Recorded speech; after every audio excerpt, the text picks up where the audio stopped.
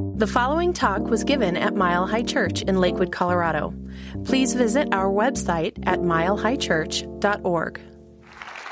Thank you, guys. Good to see everybody today. Hope you're having a great Thanksgiving weekend. And those of you who were coerced to come here with family members, welcome. Glad that you're here. We accept all people. That's how I got in. So, yeah, this is great. Great Thanksgiving weekend. And I'm so glad that we get to be together here and so much to be thankful for. And I appreciate Tom putting that song together for me. It's a song that I wrote a while ago when I was first getting into this teaching, and I was learning about Emerson, Ralph Waldo Emerson, who was kind of the foundation that this whole teaching is built upon. And one of the things that he said, he had a essay called Spiritual Laws, which was one of his most famous essays, where he just kind of laid out, in his opinion, kind of how the whole world worked. And a lot of it had to do with just our connection with spirit. One of the things he said was, let us get our bloated nothingness out of the path of the divine circuits. Let us unlearn our wisdom of the world. Let us lie low in the Lord's power and learn that truth alone makes rich and great. That just had such a great meaning for me. Let us get our bloated nothingness out of the path of the divine circuits.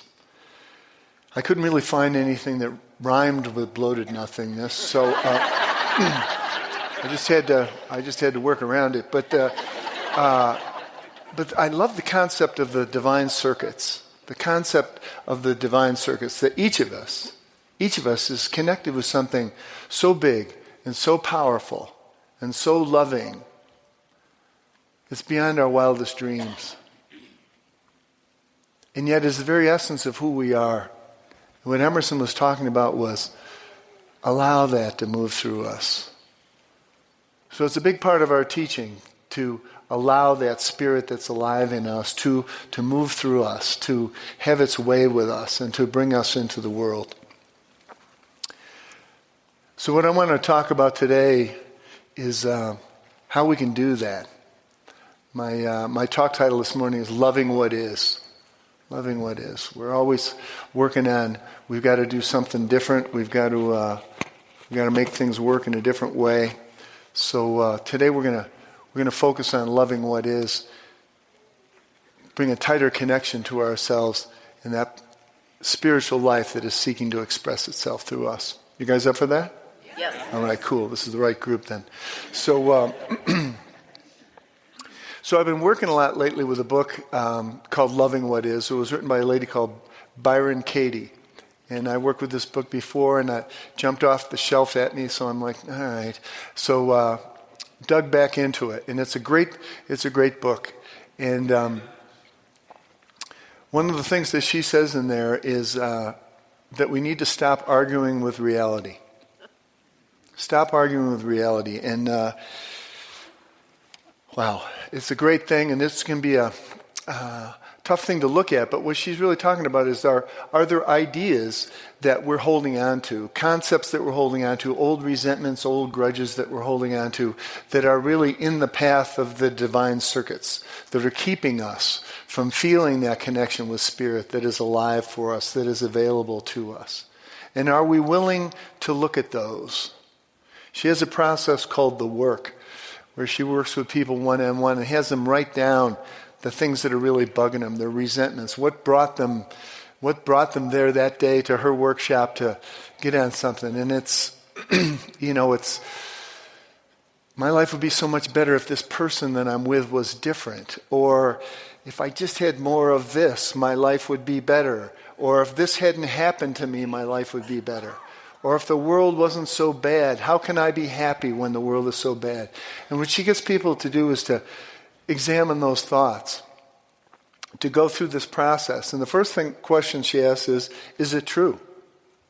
Because a lot of times, just because we think something, we think it's true. Not you guys, but some of the people that you know, this happens to. So, and the next question is, can you absolutely know that it's true? Which usually causes us to go, well, maybe not. But how do you react? What happens when you believe that thought? And most importantly, who would you be without that thought? Who would you be without that thought? And then she goes through a process of turning those thoughts around. She works with some people who are up against some very difficult things that have happened to them in the past, and they're still holding on to them. But what she brings to these questions is, it's our attachment to those thoughts that are making us suffer now, not those things that happened in the past. Can we bring ourselves into the reality of what's happening now and stop arguing with reality? One of the things that she said that I love is, when I argue with reality, I lose, but only 100% of the time. And yet we keep doing it. We keep doing it. We keep arguing with reality. We keep placing ourselves, our stories. We place our stories in the path of the divine circuits. So her first thing is to stop arguing with reality, and you're either believing your thoughts or questioning them. There's no other choice. So it's really helped me going back into this book, going back into this teaching, going back into these ideas of like, whoa, am I attached to some thought here? In my counseling, when I'm talking with people, I can see sometimes they're just attached to a certain thought because of something that's happened to them in the past or something that's going on now, and it would be different. Life would be different if these other people would change or this other thing would change. Is that true? We've got to look at those things. I get the opportunity here to teach our Beyond Limits class, which is our first Science of Mind class, and I love being in there with people that are digging in and doing their work. And at the end of one of the units, there's this quote from Byron Katie from her book, Loving What Is, and it always makes me smile or laugh out loud every time. And I think it's the inspiration for me doing this talk today. So I want you to listen to this. Life is simple. Everything happens for you. Everything happens at exactly the right moment, neither too soon nor too late. You don't have to like it. It's just easier if you do. Isn't that a great thought? Life is simple. Everything happens for you. Everything happens at exactly the right moment, neither too soon nor too late. You don't have to like it. It's just easier if you do. I think that's a great approach to stop ourselves from arguing with reality and to bring ourselves into the present moment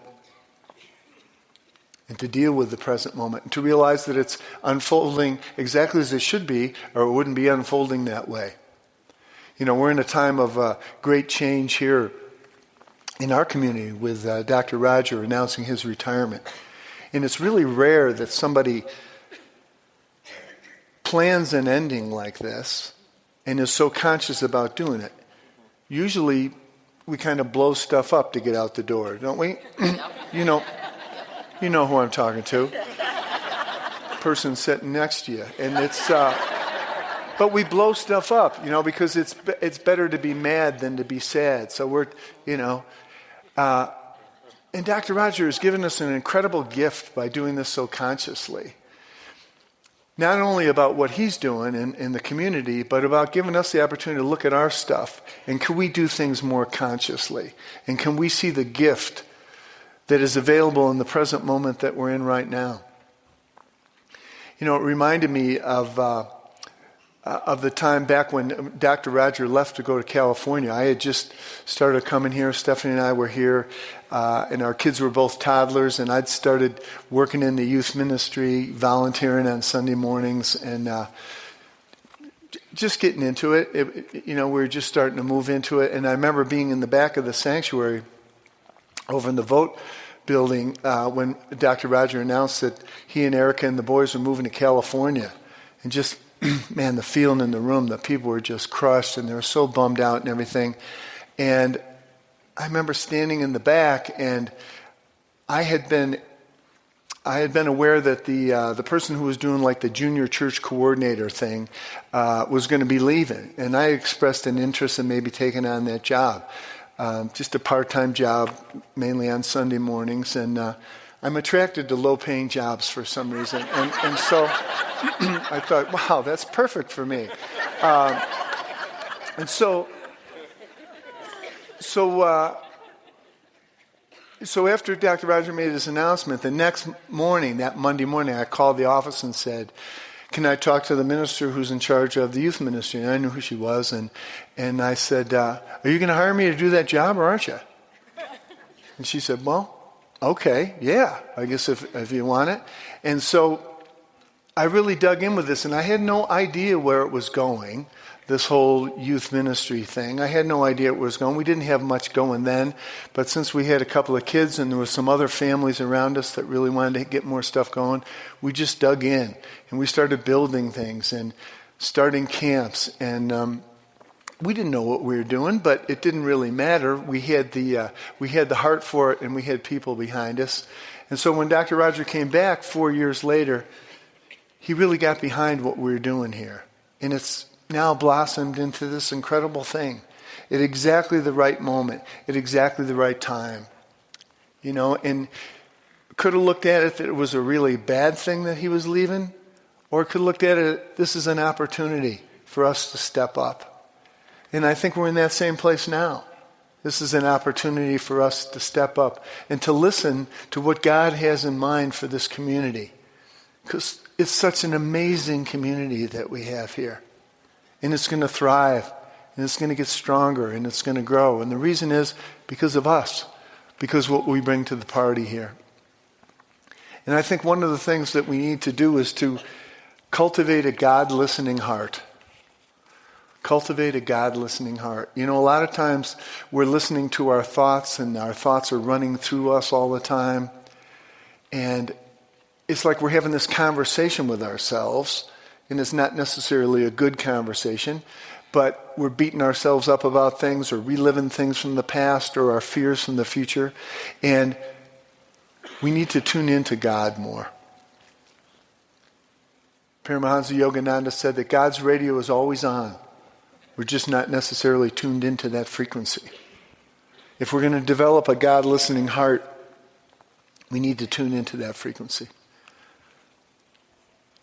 And that's what I really love about Emerson, because Emerson really urges us to do that. Our founder, Dr. Ernest Holmes, when he grew up, he was the youngest son of 9 sons in his family. So they could have gone into baseball, but no, they didn't.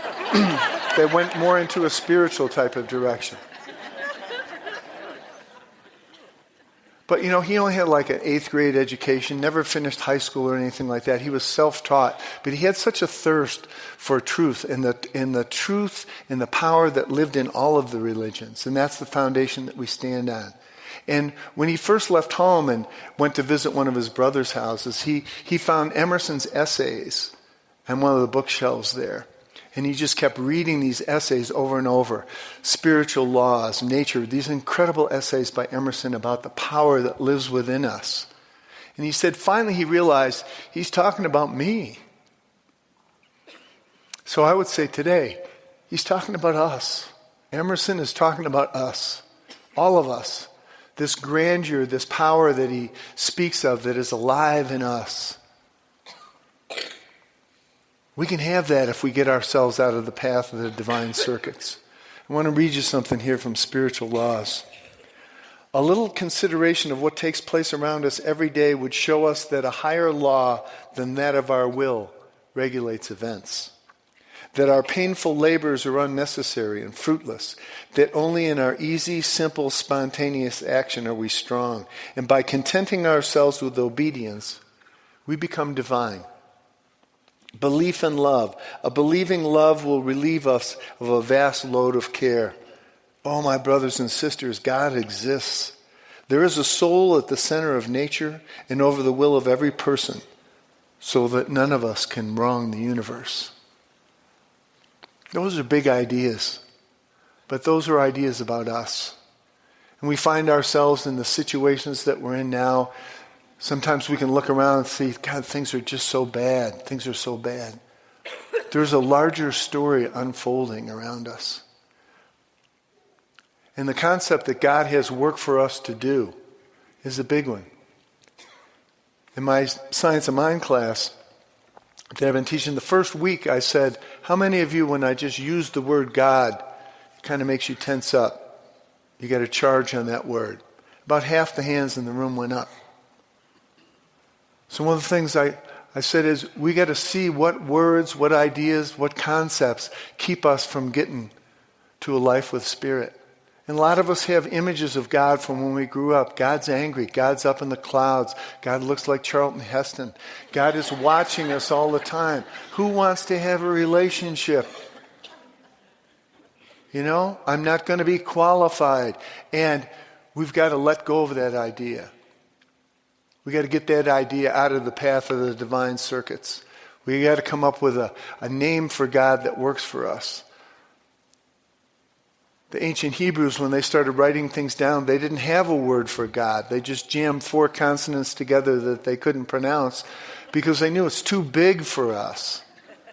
We can't put God into a word because it's too big. We're limiting it. But we come to that, but the name for God is different in all different languages. So get a word that works for you. But if you're still struggling with that word, deal with it. Deal with it. And get it out of the divine circuits. Ernest Holmes, when he was talking about it, he said, and this is one of the lines that's been around here for so long, there is a power in the universe greater than we are, and we can use it. There's a power in the universe greater than we are, then we can use it. We don't have to name it. We don't have to say what it is. We just need to know that it's there. Don't we know that it's there? Yes. Let's keep away from the idea that we've got to name it or limit it or measure it or that it only applies in one place. It's everywhere. It's alive in all religions. It's alive in the best of us. So let's get the divine circuits opened up and allow that power and that gift that's available to us to move through us. And I think another thing we need to do is to love who we are. Just the way that we are right now. We live in a time of comparison. Since the invention of the cell phone, and I know you have them, and thank you for turning them off, everybody's got a camera too, right? So we can look at what everybody else is doing. So we can check and see, God, I'd be doing a lot better if I had some of that, what they have, or, man, they look so happy where they are, I wish I was where they are, or I wish I was eating some of the... There's God calling now.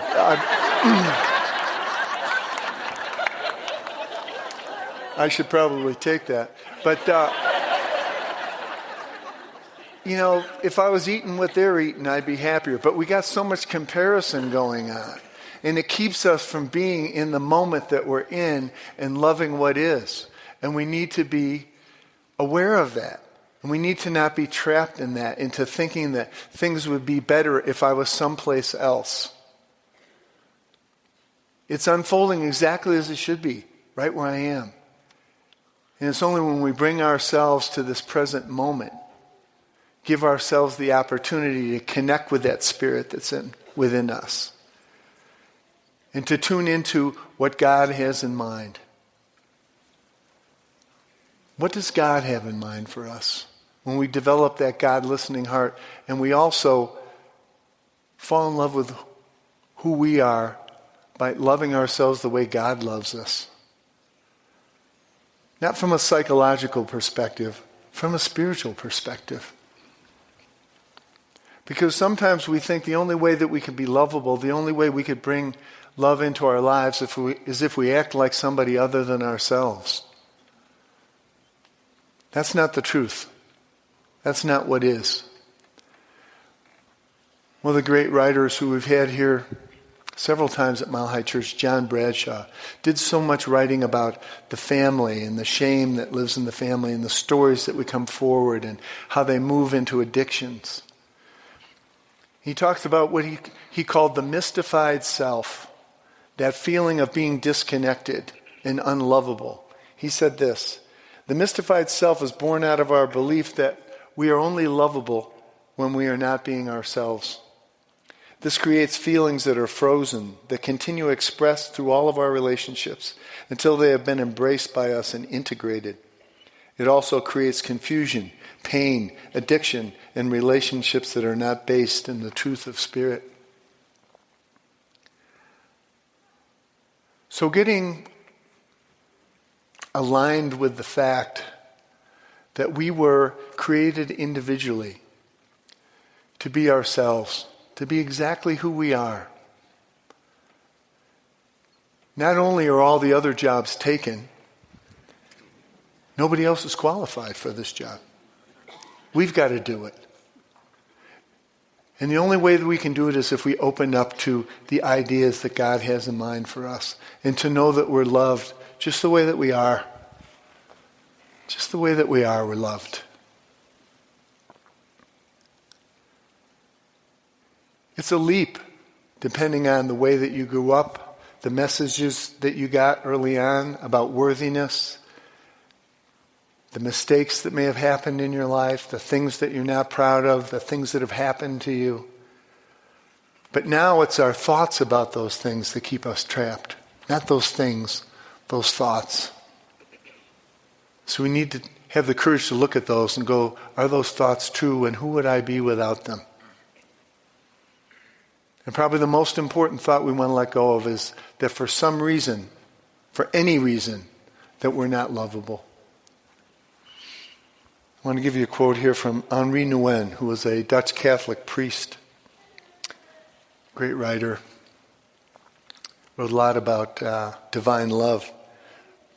He said, our deepest truth must be that we are God's beloved. What reserve do we have to love, to give out of ourselves, if we do not know that we are deeply and intimately loved? We can desire to become the beloved when we already know that we are the beloved. That's what I want us all to know this morning. We can love what is right now, and we can love who we are right now, and move through life towards that. It's unfolding exactly as it should be. And I want to finish up here by doing a song for you with Tom. And this this is a David Wilcox song. It's interesting because I bet there's some David Wilcox song fans in the audience here. Tom and I are both huge David Wilcox song fans, and Tom was trying for like 6 years to get David to come here and sing. But he could never get it booked. He would come and play at the Little Bear or play concerts, and we could just never get him to come here. And then finally, a couple of years ago, his manager called and said, yeah, David can come sing on a Sunday morning. And it's about 4 months down the road, and Tom brought it into a services meeting, told everybody, looked at my calendar, and it was the one time when I was going to be speaking on a Sunday morning. Everything happens exactly as it should. Neither too soon nor too late.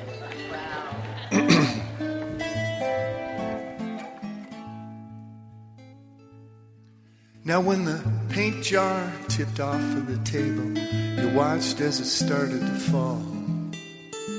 Glass popped, shattered and splattered, paint spray hit the wall. A bright blue glossy enamel across the kitchen floor. You said, good God, look at that pattern. I've never seen that before. Leave it like it is. Never mind the turpentine. Just leave it like it is. It's fine.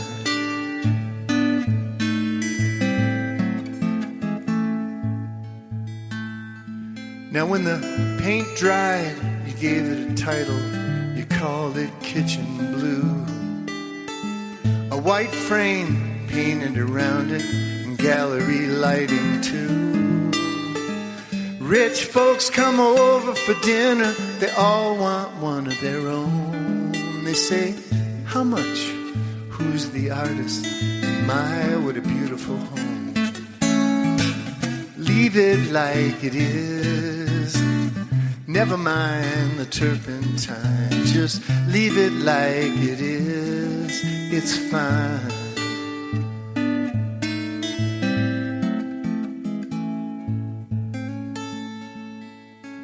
Now most folks suffer in sorrow, thinking they're just no good. They don't match the magazine model as close as they think they should. They live just like the paint by numbers, the teacher would be impressed. A lifetime of following lines, so it's just like all the rest. Leave it like it is, never mind the turpentine, just leave it like it is. It's fine.